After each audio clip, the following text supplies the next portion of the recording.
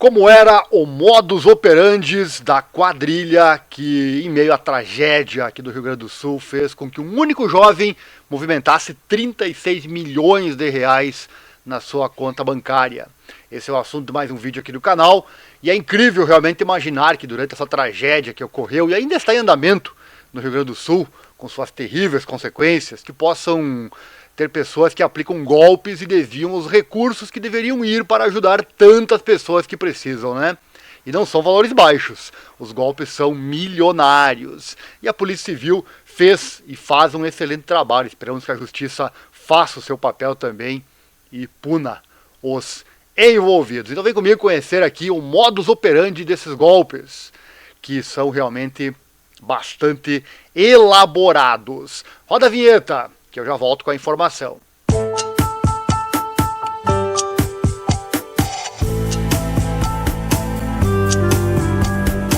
Canal do YouTube Viagens de Ariel. Seja bem-vindo. Nesta quarta-feira, dia 19 de junho, a Polícia Civil do Rio Grande do Sul, por meio da Força Tarefa Cyber do Departamento Estadual de Investigações Criminais, o DEIC, destacada para o combate a fraudes, golpes e atentados ao serviço de utilidade pública durante o período da calamidade, deflagrou mais uma fase da Operação Dilúvio Moral. Nesta fase, o cumprimento das ordens judiciais ocorreram nos estados do Goiás e também São Paulo. 2 pessoas foram presas durante essa fase da operação. A ação, que contou com o apoio operacional da Polícia Civil do Estado de Goiás e da Polícia Civil do Estado de São Paulo, teve por fim o cumprimento de 2 mandados de prisão preventiva e 4 mandados de busca e apreensão nas residências dos alvos e em outros locais de interesse da investigação. Um dos mandados de prisão foi expedido em desfavor de um indivíduo de 20 anos de idade de Goiânia, no Goiás, apontado como um dos principais responsáveis por estelionatos praticados no meio virtual, dentre eles diversos envolvendo a enchente no Rio Grande do Sul, praticados em comunhão de esforços com os demais alvos da operação. O indivíduo é suspeito de movimentar mais de 36 milhões de reais em transações atípicas recentes.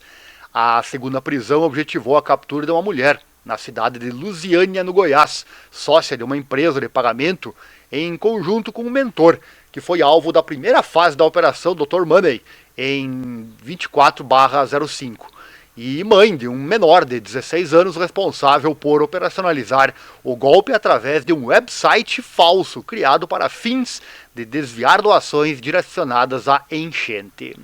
Vamos lá então falar aqui do modus operandi da fraude. A fraude que originou as investigações consistiu na criação de páginas na internet simulando páginas oficiais do governo do estado, em mais de um domínio, alarmando a população de que se estaria diante do maior desastre da história do Rio Grande do Sul. A partir de então, as páginas direcionavam os usuários para uma nova página falsa, dessa vez simulando o website Vaquinha, em que se divulgava uma suposta campanha de arrecadação de doações. A página, inclusive, era impulsionada pelas redes sociais a fim de atingir o maior número possível de pessoas. E tudo isso existe de verdade. Existe o site Vaquinha, existem os sites do governo, que são muito similares. Isso aí deixa as pessoas, muitas vezes, podem não querer doar por não saber se realmente o dinheiro vai para quem elas querem que vá, né? Ou então por medo até de cair num golpe, né? Então, para você ver que a bandidagem realmente faz esse tipo de situação de uma forma bastante convincente.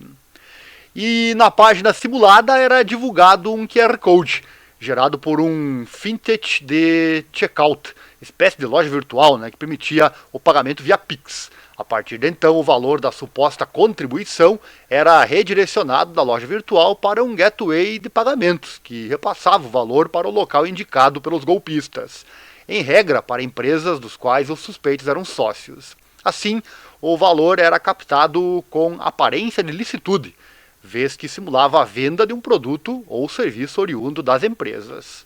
Uma vez identificada a fraude, as páginas foram retiradas do ar, além do bloqueio de todas as contas bancárias vinculadas ao CPF e aos CNPJs dos investigados.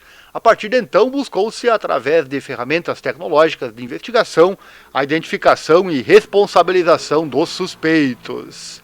E da investigação? Segundo apurado, os websites fraudulentos foram criados e operados por 2 menores infratores de 16 anos, sendo um de Balneário Camboriú, em Santa Catarina, e um de Lusiânia, no Goiás.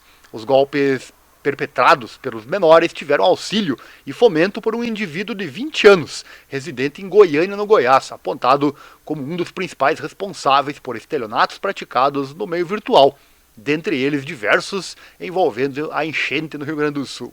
O indivíduo é suspeito de movimentar mais de 36 milhões de reais em transações atípicas recentes. Para a prática ilícita, os suspeitos buscavam ocultar a verdadeira identidade ao utilizar dados pessoais de laranjas e de empresas. Em uma dessas empresas, figurou como sócios o mentor alvo da primeira fase da Operação Dr. Money e uma mulher de 46 anos, residente em Lusiânia, Goiás, mãe do outro menor, integrante do grupo responsável pelos crimes. Polícia! Polícia! Polícia! Aqui é outra questão, né? Os pais, né? Os pais muitas vezes ou estão envolvidos ou a sua falha na criação pode ter criado esses meliantes que começam realmente bastante cedo, né? Em maio, durante a primeira fase da operação, que teve por alvo apenas o menor infrator de Santa Catarina, identificou-se um apartamento de alto padrão em Balneário Camboriú, que funcionava como central para a aplicação de golpes na internet, em que foi possível a apreensão de aparelhos eletrônicos e obtenção de provas da participação de todos os suspeitos na empreitada criminosa. E da atuação da Força Tarefa. O grupo de delegados e agentes do Departamento Estadual de Investigações Criminais, o DEIC, foi destacado como o objetivo principal de reprimir práticas criminosas virtuais que se utilizem da atual situação do Estado com o fim de obter vantagens de qualquer natureza. São mais de 60 casos que analisados pelo grupo, ao passo que mais de 30 inquéritos policiais foram instaurados e contam com diligências investigativas em andamento a fim de responsabilizar os identificados. Até o momento, 7 pessoas já foram presas preventivamente, e deferidas mais de 50 medidas cautelares pelo Poder Judiciário, após pareceres favoráveis pelo Ministério Público. Órgãos que, atentos ao estado de calamidade, têm atendido às demandas da Polícia Civil com grande celeridade. Com as ações, a Polícia Civil, através do Departamento Estadual de Investigações Criminais, o DEIC, ratifica o compromisso de desenvolver investigações criminais qualificadas, notadamente as que visem tirar proveito de qualquer espécie da maior tragédia da história do povo gaúcho, obtivando a máxima responsabilização criminal de todos os envolvidos. Sério que você chegou até aqui no fim do vídeo? Deve ter gostado então, né? De mais essa informação. Então deixa o like, se inscreva, compartilhe com seus amigos, para que mais pessoas recebam a nossa informação sempre com credibilidade.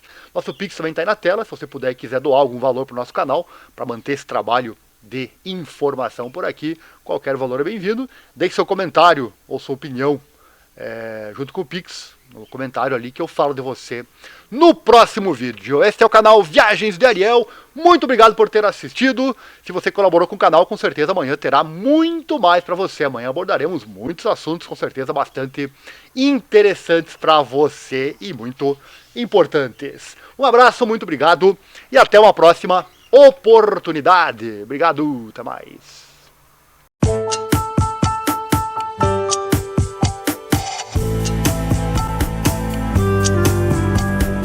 Canal do YouTube Viagens de Ariel. Seja bem-vindo.